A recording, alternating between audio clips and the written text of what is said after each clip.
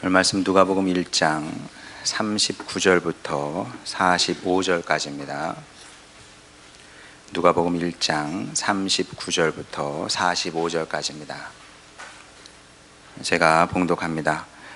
이때 마리아가 일어나 빨리 산골로 가서 유대 한 동네에 이르러 사가랴의 집에 들어가 엘리사벳에게 문안하니, 엘리사벳이 마리아가 문안함을 들으매 아이가 복중에서 뛰노는지라 엘리사벳이 성령의 충만함을 받아 큰 소리로 불러 이르되, 여자 중에 내가 복이 있으며 네 태중의 아이도 복이 있도다.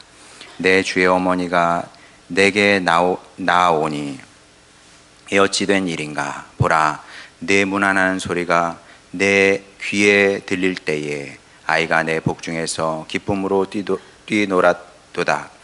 주께서 하신 말씀이 반드시 이루어지리라고 믿은 그 여자에게 복이 있도다. 아멘.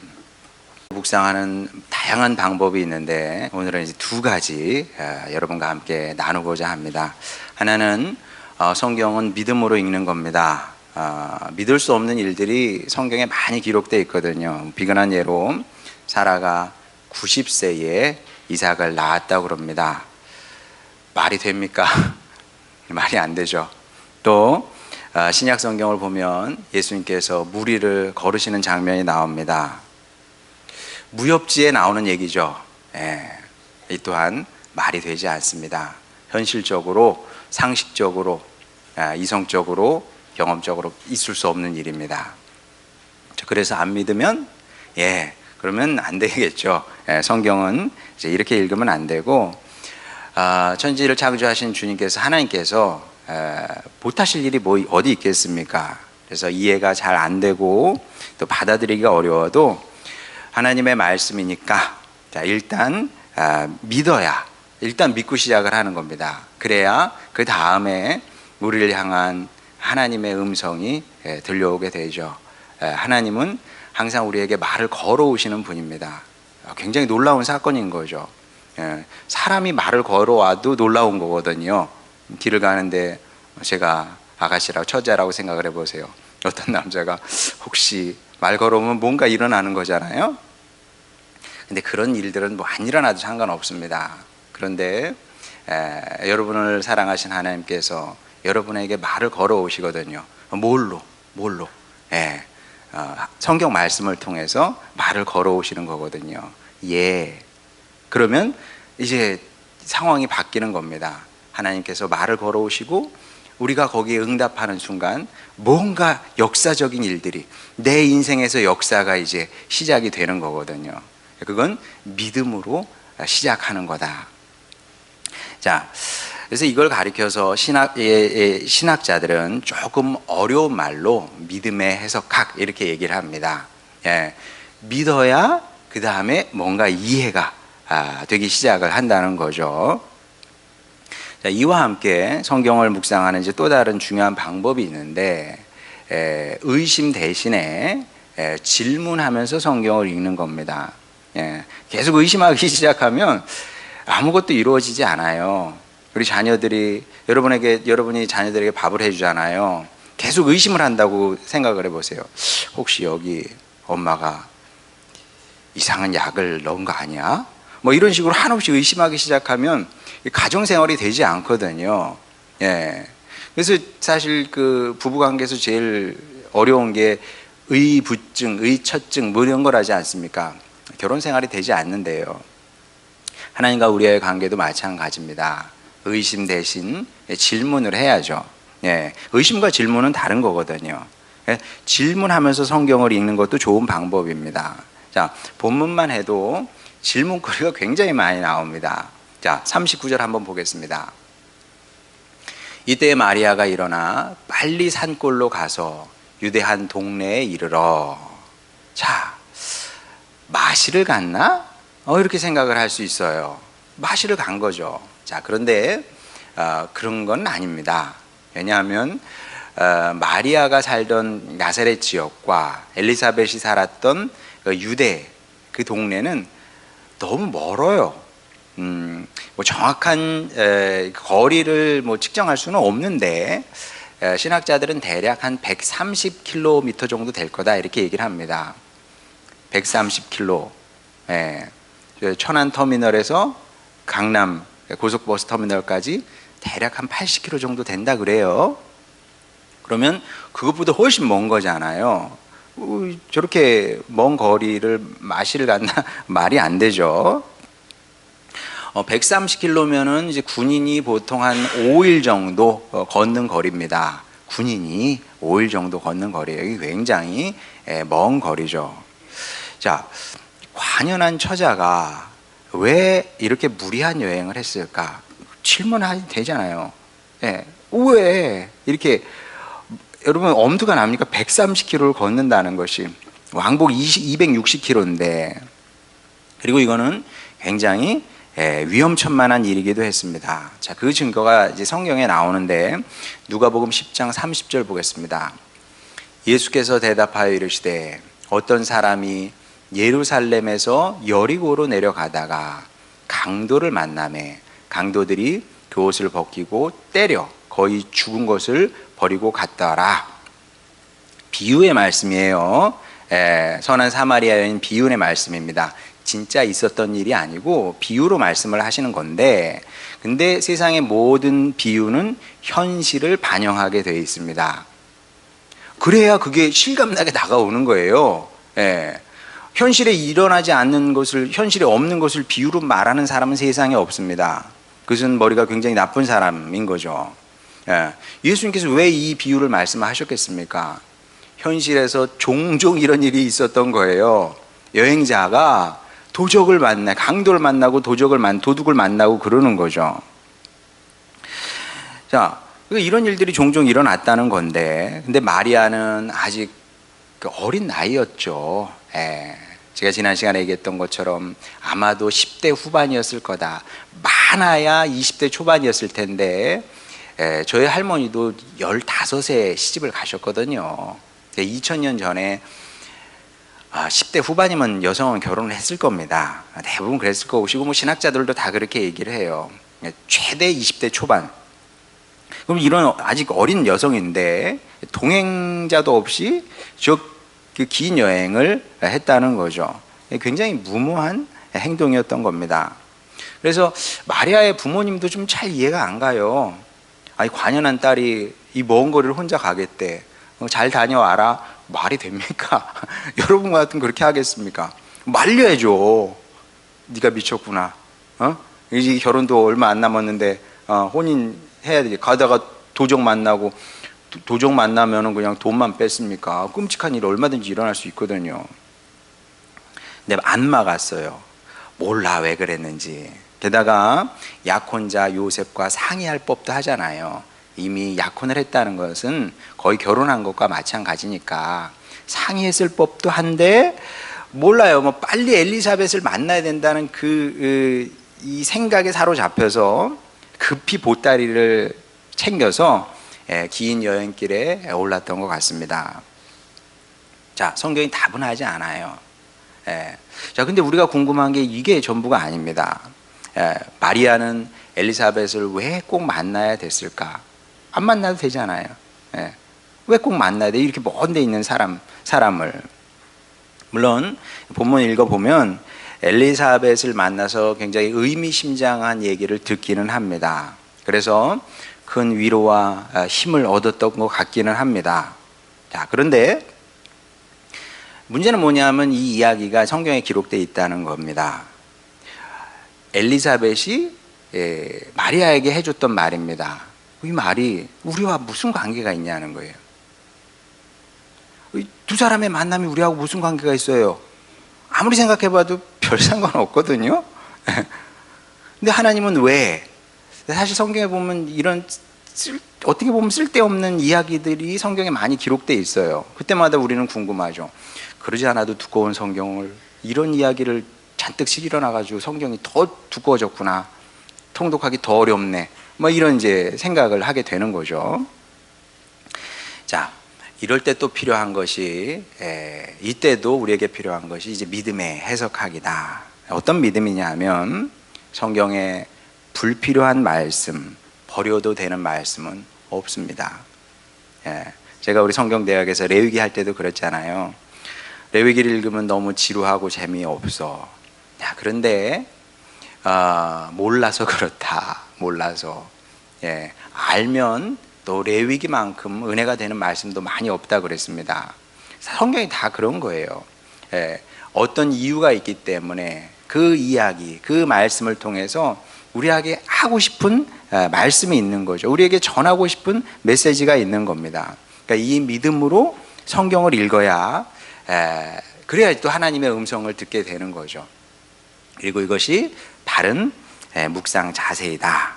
자, 그러면 이 본문 이야기를 통해서 두 여인이 만나서 주로 이제 어른이니까 엘리사벳이 마리아에게 뭐 모르긴 해도 30살 이상은 차이가 나지 않았을까 싶어요. 이제 선생님 입장이잖아요. 인생의 선배이고 신앙의 선배이잖아요. 그러니까 신앙의 선배가 후배에게 준 얘기인데 이 이야기를 통해서 우리는 이제 뭘 배워야 되느냐. 여기에는 굉장히 중요한 뜻이 숨겨져 있습니다. 정말 중요한 뜻이 숨겨져 있어요.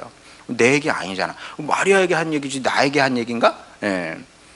그렇게 생각할 것이 아니라 맞아요. 엘리사벳이 마리아에게 한 얘기입니다만은 그런데 이 이야기를 통해서 하나님은 우리에게 굉장히 중요한 사실을 알려주시려고 한다는 겁니다.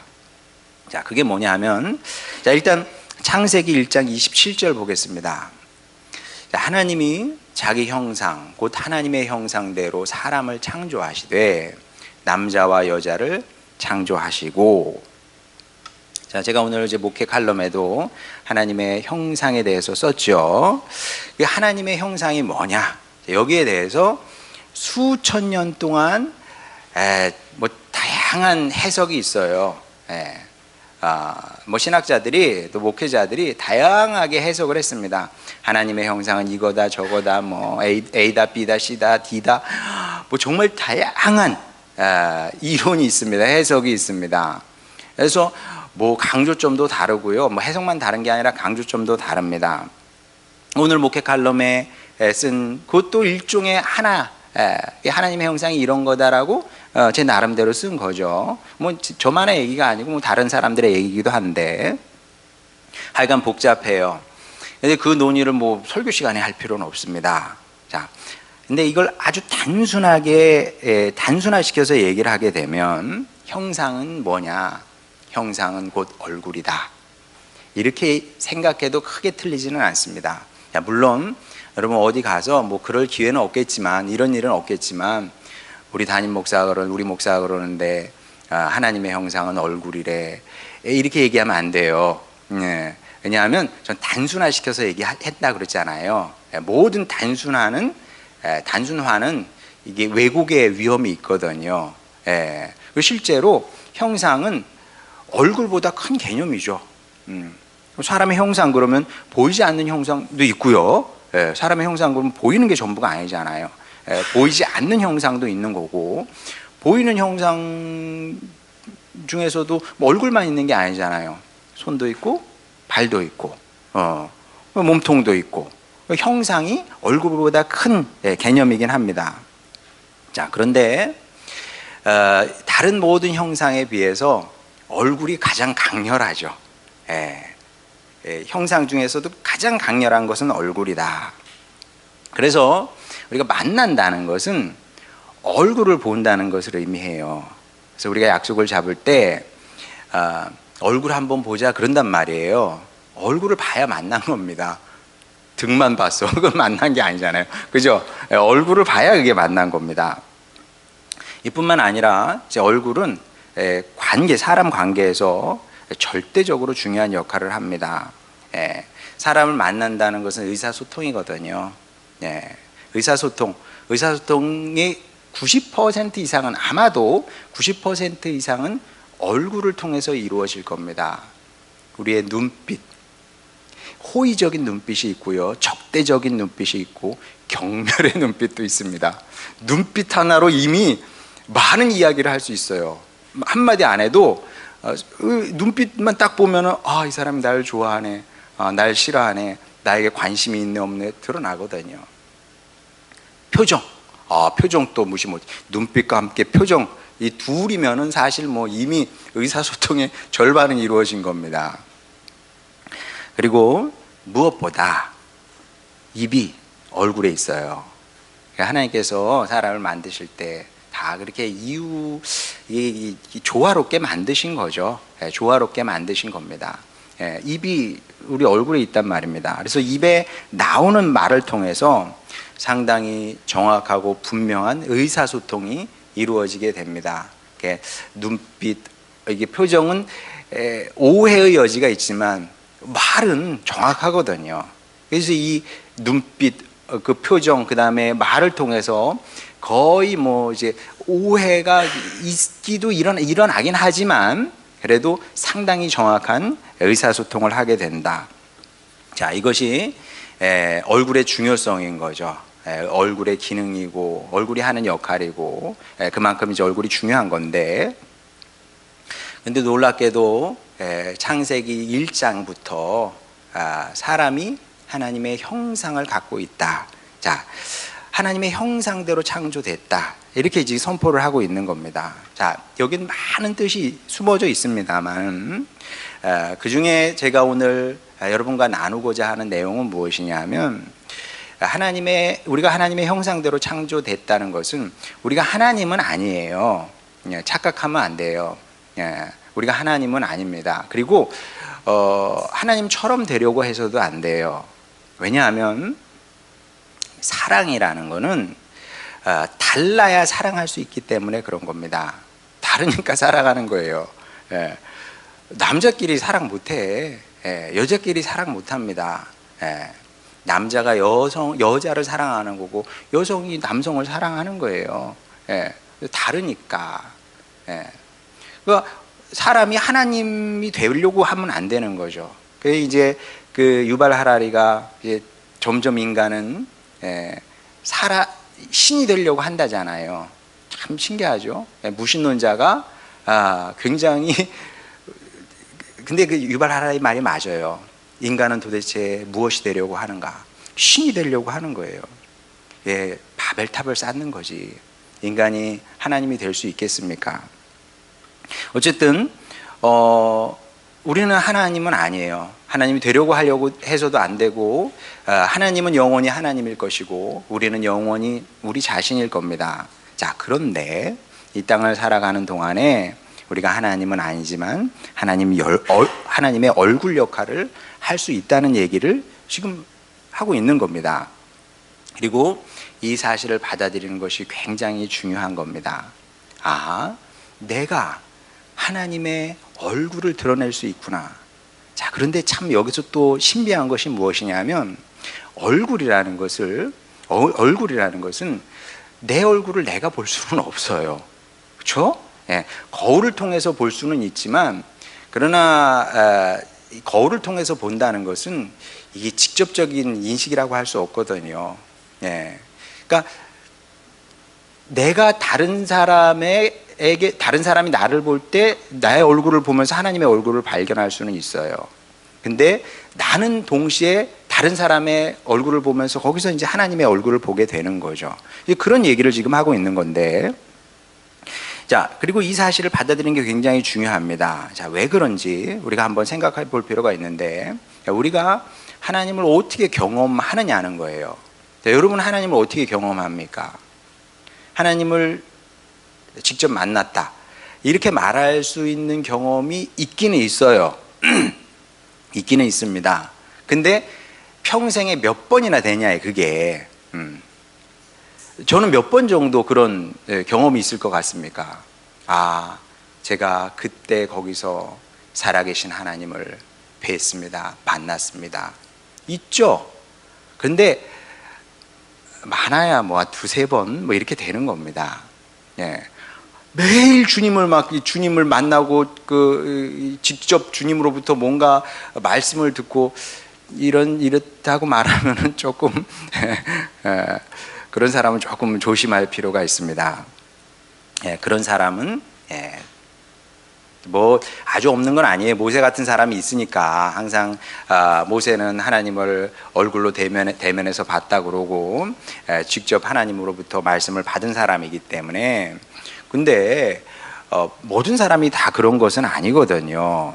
예, 그러면 어떻게 하나님을 만나고 경험하게 되냐 하면 대부분은 사람을 통해서 하나님을 만나고 경험하게 되는 겁니다. 그리고 이것이 처음부터 하나님께서 계획하신 일이었고 뜻하신 바였습니다. 왜 그럴까요? 왜? 직접 만나시면 되잖아. 직접 찾아오시면 되잖아. 예. 예수님께서 항상 그냥 꿈에도 나타나시고 그냥 기도 중에도 나타나시고 항상 그러시면 되잖아요. 얼마나 쉽고 편해요. 야, 그럼 사람은 뭐예요? 그러니까 하나님께서 사람을 아주 특별한 존재를 만들어 놓으신 거예요. 그러니까 하나님께서 어떻게 생각하면 그 사소한 일은 하나님께서 다 하시는 거예요. 천지 창조 이런 건 사소한 일이잖아요. 그런 건 그냥 하나님 혼자 하셔. 근데 사람을 구원하고 또 사람을 발전시키고 사람을 성장하게 하는 것은 당신의 동역자들을 통해서 하시려고 처음부터 계획을 하신 거죠. 왜? 그게 가장 영광스러운 일이기 때문에. 그래야 영광을 하나님만 누리는 것이 아니라 우리를 또 영광스럽게 하시고자 하시는 하나님의 선하시고 아름다운 뜻이 여기에 숨어 있는 겁니다. 본문 이야기를 보면 이게 진짜 그렇다는 것을 알게 됩니다. 자, 천사가 마리아를 찾아왔어요. 자, 그래서 하나님의 계획을 전해줬습니다. 그러자 마리아가 어떻게 반응합니까? 말씀대로 내게 이루어지리이다. 이렇게 고백을 했거든요. 대단한 믿음의 사람이죠.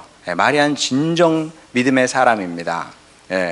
아니, 처녀가 임신을 한다는데 할렐루야 그대로 될 줄 믿습니다. 그렇게 반응한 거예요. 어떻게 생각해 보면 제정신이 아니지. 자, 그렇게 고백은 했습니다. 자, 그러면 이때부터 마리아 안에서 지속적으로 믿음과 확신이 막 샘솟았을까요? 믿음 확신. 난 이제 아기 낳을 수 있어. 주님의 말씀이 내 인생 가운데 이루어지고 성취되는 거야. 나 이렇게 살면 돼. 두려움과 근심 절대 안 찾아왔을까요? 그런 사람 없어요. 목사님이니까 두려움, 근심, 뭐 걱정 이런 거 없겠죠. 막 믿음 항상 좋고. 그렇지 않아요. 설교할 때하고 집에 있을 때하고 달라. 어떻게 항상 사람이 동일할 수 있겠습니까? 오락가락 하는 거예요. 모든 사람은 다 마찬가지입니다. 아니, 모세는 안 그랬습니까? 엘리야는 더 했어요. 엘리야 얼마나 위대한 주님의 종입니까? 위대한 사역자입니까? 죽여주세요, 주님. 다 이제 뭐 끝이에요. 그랬거든요. 사람이 다 그런 거예요. 오락가락 하는 거지. 마리아도 분명히 그랬을 겁니다. 믿음이 흔들려, 확신이 흔들리고, 무섭지. 얼마나 무섭겠어요. 그러면 이 다음은 어떻게 되는 건가? 임신하고 나면 내가 엄마 아빠한테는 어떻게 얘기를 하지? 요셉한테는 뭐라 그러나? 내 주변 사람들은 나를 어떻게 볼까? 왜 안 무섭겠습니까? 그래서 엘리사벳을 만나야 됐던 겁니다. 엘리사벳을 만나야 돼. 왜? 엘리사벳을 통해서 하나님께서 그를 또 만나 주실 거거든요. 그리고 마리아가 이제 엘리사벳을 만나게 되는데 여기 이제 이중의 의미를 갖습니다. 그러니까 성도의 삶은 다른 거예요. 그리스도 밖에 있는 사람의 인생과 그리고 그리스도 밖에 있는 사람들에게도 뭔가 계속 일어나잖아요. 그 사람들에게서 일어나는 일과 주님 안에 거하는 믿음의 사람들, 성도들의 삶, 인생에서 일어나는 일들은 질적으로 다른 겁니다. 어떻게 다르냐 하면 마리아가 엘리사벳을 만나잖아요. 두 가지 의미가 있어, 이중의 의미가 있는데 하나는 그냥 선배 신앙인을 만난 거예요. 그건 아주 표면적인 의미죠. 마리아가 엘리사벳이라는 사모님이죠. 그 사가랴가 제사장이었으니까 사모님을 만났군, 그거예요. 네, 우리 눈에 보이는 그런 의미죠. 그런데 두 번째 숨은 의미가 있는데, 이 만남은 그냥 또 다른 여인을 만난 것이 아니라 하나님의 얼굴을 경험하는, 그리고 엘리사벳을 통해서 하나님의 말씀을 받는, 하나님을 만난 거예요. 사실 엘리사벳을 만났는데 실제적으로는 하나님을 만나게 되는 놀라운 경험을 하게 되는 거죠. 그런지 아닌지 한번 43절부터 45절까지 보도록 하겠습니다. 내 주의 어머니가 내게 나오니 이 어찌된 일인가. 보라, 내 문안하는 소리가 내 귀에 들릴 때에 아이가 내 복중에서 기쁨으로 뛰놀았도다. 주께서 하신 말씀이 반드시 이루어지리라고 믿은 그 여자에게 복이 있도다. 하나님의 말씀이잖아요. 성령이 충만해져서 엘리사벳이 하나님을 대신해서 마리아에게 또 다른 중요한 말씀을 전해주고 있는 것을 보게 됩니다. 자, 그럼 이 이야기를 통해서 우리는 무엇을 배워야 되느냐? 자, 먼저 우리가 믿음으로 받아들여야 되는 사실이 있습니다. 천사가 마리아에게 주었던 말씀이죠. 한번 보겠습니다. 누가복음 1장 28절. 천사가 마리아에게 들어가 이르되 은혜를 받은 자여 평안할지어다. 주께서 너와 함께 하시도다. 마리아에게 주신 말씀인데 오늘 여러분에게도 주시는 주님의 말씀입니다. 하나님은 우리를 사랑하시죠. 사랑하는데 이제 우리가 또 솔직하잖아요. 내가 사랑받을 자격이 있나 따지면 마음이 쪼그라들고, 지난주에 여러분 어디서 뭐 했습니까? 생각하면 그 또 이게 저 전에 또 나와서 주님, 제가 잘못해, 제가 부족했습니다. 제가 주님의 아들로서 딸로서 일꾼으로서 부족했습니다. 막 이게 한단 말이에요. 이제 뭐 그러니까 이제 이거 믿어지지가 않는 거죠. 믿어야 되는데 사실 믿어야 돼요. 믿지 않으면 설 수 없어요. 이사야 말씀처럼 너희가 믿지 않으면 결단코 설 수 없으리라 말씀하시잖아요. 이 말씀을 믿어야 되는데 자꾸 이제 쪼그라들고 나 중요한 사람 같지 않고 대단한 사람 같지 않고 그러다 보니까, 그리고 또 이제 자꾸 넘어지는 것도 사실이에요. 우리가 사회생활 하다 보면 유혹거리는 얼마나 많습니까? 좋은 것들은 또 얼마나 많아요. 이 선악과처럼 나 이거 가지면은 나 진짜 좋을 것 같아. 먹음직도 하고 보암직도 하고 이런 것들이 얼마나 많아요. 그러다 보니까 살다 보면 이 선악과도 먹고 저 선악과도 먹고 막 이런 일들도 비일비재하게 일어나거든요. 잘 알죠? 그게 인생이야. 그러다 보니까 이래서 믿음이 공격받고 저래서 믿음의 공격을 받고 그러다 보니까 이제 오락가락하고 이제 오르락내리락 하는 겁니다. 자, 그러면 이럴 때 어떻게 해야 돼요? 하나님은 어떻게 일하십니까? 이럴 때마다 주님께서 여러분을 찾아오셔서 뭐 붙잡아 주시고 말씀도 주시고 뭐 위로를 하신다든지 아니면 뭐 혼을 내신다든지 뭐 그때마다 그렇게 하시겠습니까? 그렇게 하면 좋겠다. 좀 그렇게 생각한 적이 있어요. 제가 이제 신학교를 가야 되겠다고 결심을 하고 딱 보니까 이 주제 파악이 너무 잘 되는 거죠. 일단 자격이 안 되고 아는 것도 없어. 아는 것도 없어. 뭐 제가 아는 게 뭐가 있겠습니까? 자, 그래서 그때 그런 생각을 많이 했습니다. 하나님께서 좀 가르쳐 주시면 좋겠다. 하나님께서 나를 직접 붙들어 주시면 좋겠다. 그리고 옳고 그른 것도 잘 모르겠어. 그러니까 좀 하나님께서 무엇이 옳다고 좀 가르쳐 주시고 또 하나님의 뜻도 직접 가르쳐 주시고 그러면 얼마나 좋겠습니까? 그래서 저는 그때 하나님을 향한 약간의 그런 뭐 반항심까지는 아니었는데 그런 오해를 했던 것 같아요. 진짜 우리를 사랑하시면 당신이 직접 가르쳐 주시면 되지. 나 할 수 있는데.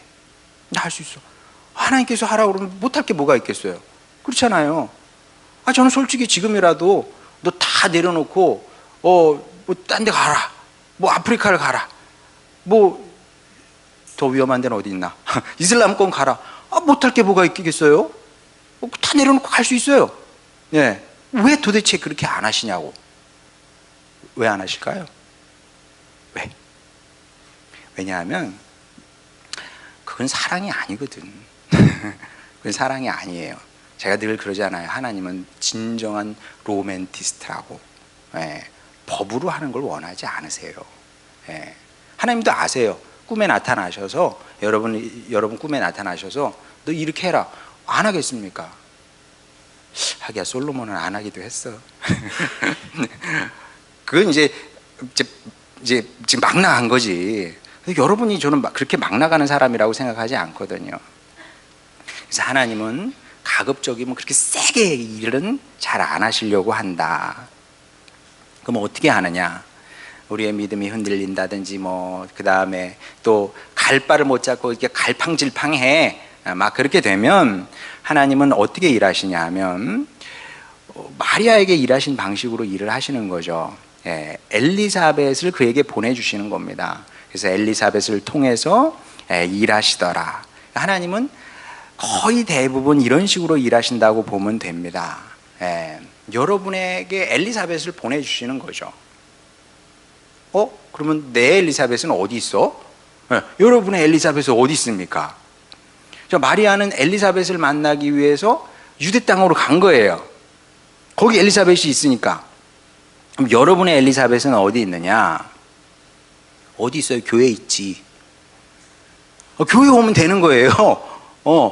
여러분 신앙생활이 너무 하기가 좋은 때야 지금은. 예수님 오시기 전에는 뭐든지 복잡했어요. 그때는 막 그냥 130km 막 이렇게 가야 되는 거예요. 근데 여러분은 엎드러지면 코 닿을 곳에 교회가 있는 거예요. 여기 엘리사벳이 있거든요. 그럼 또 다른 의문이 올라와요. 누가 엘리사벳인가? 누가? 우리 목사가 엘리사벳인가? 전사님? 아니면 사모님이 엘리사벳인가? 그게 아니라 여러분이 또 다 엘리사벳입니다. 자, 그리고 이것이 신앙의 신비예요. 또 다른 신비 중에 하나입니다. 여러분 모두가 마리아예요. 믿으세요. 내가 마리아지. 내가 은혜를 받은 자야. 다 평안해도 돼. 주님께서 나와 함께 하시잖아. 여러분이 마리아입니다. 괜찮아요. 교회 왔잖아요. 주님을 찬양하고 기도도 하고 하잖아요. 여러분이 마리아라니까. 역을 떠나지 않으면 돼요. 주님 앞에 찾아온 이상 여러분은 마리아입니다. 그런데 동시에 여러분은 엘리사벳이기도 하다. 이것은 이 성경적으로도 그렇고 경험적으로도 옳은 얘기입니다. 자, 왜냐하면 우리가 이제 어떻게 신앙이 성장하는지 이렇게 보게 되면 교회에 오는 겁니다. 교회에 와서 이웃 성도를 통해서 하나님을 만나게 되는 거예요.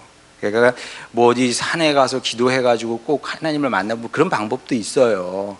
인생의 막다른 골목에서는 그런 시간도 필요합니다만은 그렇다고 인생에 어려움이 생길 때마다 다 그냥 내려놓고 기도원으로 갈 수는 없단 말이에요.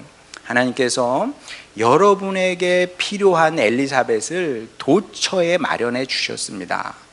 그리고 여러분은 그 사람을 보면서 하나님의 얼굴을 보게 되는 거예요. 그 사람을 통해서 일하시는 하나님의 역사를 보는 것이고 음성을 듣게 되는 거죠. 이런 방식으로 우리는 새로운 힘도 얻게 되는 거고요. 용기, 확신, 위로를 얻게 되는 겁니다. 그러면 항상 위로, 확신 이런 것만 얻는 건 아니고요. 권면이나 경책이 될 수도 있는 거죠. 이웃성도 어루를 통해서 나에게 말씀하신 하나님의 음성을 들으면서 설교도 결국 그런 겁니다.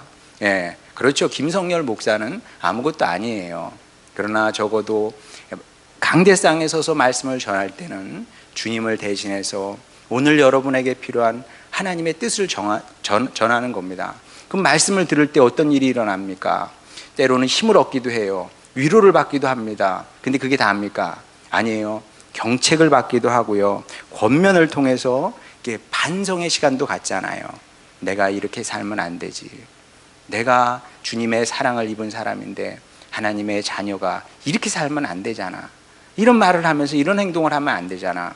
반성도 하게 되고 돌이키기도 하고 회개도 하게 되더라는 거죠. 이런 경험이 쌓이면서 우리는 날마다 조금씩 성숙한 하나님의 사람으로, 하나님의 일꾼으로 성장하게 되는 거죠. 그래서 마리아에서 점차 변화 발전해서 엘리사벳의 역할을 할 수 있는 그런 성도로 성장하게 되는 겁니다. 자, 그래서 성경이 뭐라 얘기합니까?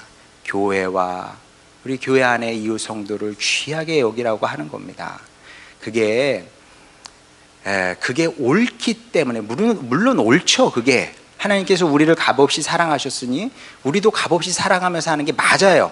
그러나 옳기 때문에 그 말씀을 하신 게 전부가 아니고, 그래야 우리가 이웃 성도를 통해서 말씀하시고 역사하시는 하나님을 경험할 수 있기 때문에 그렇습니다.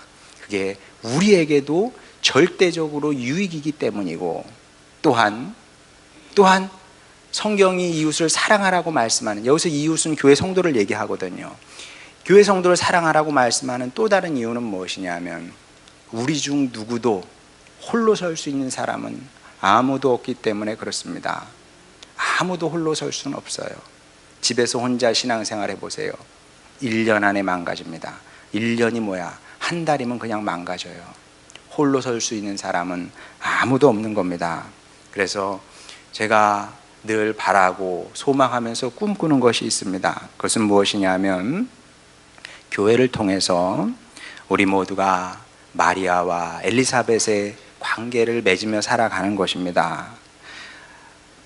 저는 여러분에게 엘리사벳이 되는 것이고요. 여러분은 저에게 엘리사벳이 되는 것이고, 여러분 각자가 서로에게 엘리사벳이 되는 거죠. 그렇게 우리 모두가 마리아로, 또한 엘리사벳으로 살아가는 겁니다. 자, 이 꿈을 꼭 이루어냈으면 좋겠습니다. 그게 좋은 교회고요. 그게 하나님께서 기뻐하시는 공동체의 모습이기도 합니다. 바라기는 서로가 서로에게 하나님의 얼굴을 드러내는 계시의 통로가 되어서 함께 자라갔으면 좋겠습니다. 그렇게 서로를 너무나 고마운 존재로 우리 주님 앞에 가게 되잖아요. 그러면 주님 앞에 갔을 때 주님 앞에 서서 서로가 서로에게 고맙다고 인정할 수 있는, 너무나 고마웠다고 인정할 수 있는 그런 관계가 됐으면 좋겠고, 더 나아가서 하나님께 주님, 제 엘리사벳입니다. 제 엘리사벳입니다. 제 엘리사벳입니다. 이렇게 자랑할 수 있으면 얼마나 좋겠습니까?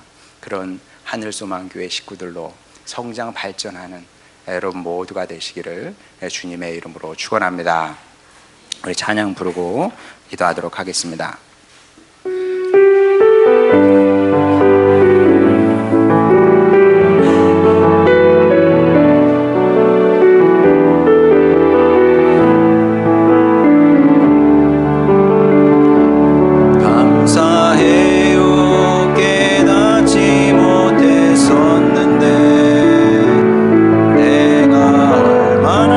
소중한 존재라는 것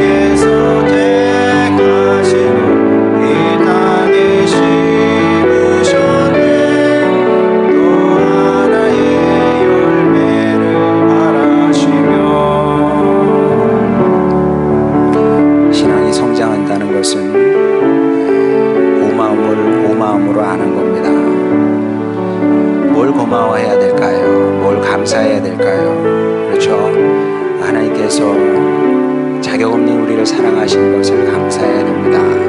자, 그러면 하나님의 사랑이라는 것이 피상적인 건 아니잖아요. 그렇죠? 그 사랑은 오늘도 여러분을 위해서 열심히 일하고 있습니다. 그 중에 하나가 무엇이냐면 여러분에게 보내주신 사람들입니다. 우리가 사람을 싫어하고 미워하고 또 비난하고 이렇게 살아가는 이유 중에 하나가 뭐냐면 하나님께서 우리에게 허락하신 사람들이 귀하다는 것을 잘 모르기 때문에 그렇습니다.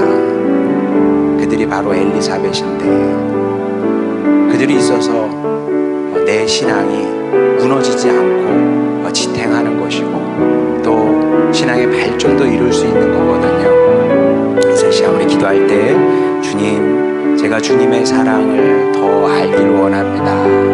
그리고 또한 주님께서 제 주변에 주신 모든 사람들이 그 하나님의 통로라는 것을 믿겠습니다. 주님, 이 확신으로 살겠습니다. 그리하여 제가 착한 마리아가 되게 하시고 더 나아가서 누구에겐가 엘리사벳의 역할을 감당하길 원합니다. 아버지 하나님, 그래서 이 땅을 사는 동안에 제가 만나는 모든 사람들과 마리아와 엘리사벳의 관계를 만들어가게 하여 주시옵시고 그렇게 하나님께서 기뻐하시고 또 축복하시는 사람으로 또 주님의 일꾼으로 성장 발전하겠습니다. 주여 도와주시옵소서. 이런 기도 제목으로 주님께 나가도록 하겠습니다. 기도하시겠습니다. 우리를 사랑하시는 아버지 하나님, 여기 주님의 아들 딸들이 있습니다. 그렇습니다. 우리 날마다 흔들립니다. 약해집니다. 아버지 하나님, 또 때로는 무너지기도 합니다. 그때마다 주여 우리를 도우시되 주여 우리가 눈을 열게 하여 주시옵소서. 주님, 그렇습니다. 주님, 아브라함에게 눈을 주님께서 열어주심으로 말미암아 순양을 볼 수가 있었습니다. 우리에게도 눈을 열어주시옵소서. 그리하여 교회가 소중하다는 것을 알게 하시고 주님께서 우리에게 붙여주신 사람들이 엘리사벳이라는 것을 알게 하여 주시옵소서. 아버지 하나님, 우리가 산기도를 통해서도 주님을 만날 수 있겠지만 그러나 아버지 더 자주 우리 이웃을 통해서 주님을 만나고 주님의 음성을 듣게 된다는 것을 알게 하여 주시옵소서. 이런 겸손한 마음을 갖게 하시고 배우는 마음으로 살아가길 원하나이다. 그리하여 아버지 하나님, 우리 하늘소망교회 식구들이 모두 마리아가 되게 하시고 엘리사벳과 같게 되기를 원하나이다. 아버지 하나님, 그렇게 우리 함께 모여서 주님의 사랑으로 성장 발전케 되기를 원하나이다. 주님, 주여 서로를 통해서 주님의 음성을 듣게 하여 주시고 위로받게 하여 주시고 아버지 세움을 있게 하여 주시옵시고 또한 변화 발전케 되기를 원하오니 그런 주님의 백성들이 되기를 원합니다. 주님께서 우리를 한 가족으로 불러주셨사오니 진정한 의미에서 우리 한 가족이 되게 하여 주시고 주님 앞에 섰을 때 잘했다 칭찬받는 주님의 백성들이기를 원하오니 아버지 하나님, 가장 고마운 사람으로 가장 고맙고 감사한 사람으로 영원히 서로를 기억하며 서로를 칭찬하는 우리 식구들 되길 원합니다. 그런 은혜를 우리에게 허락하여 주시옵소서.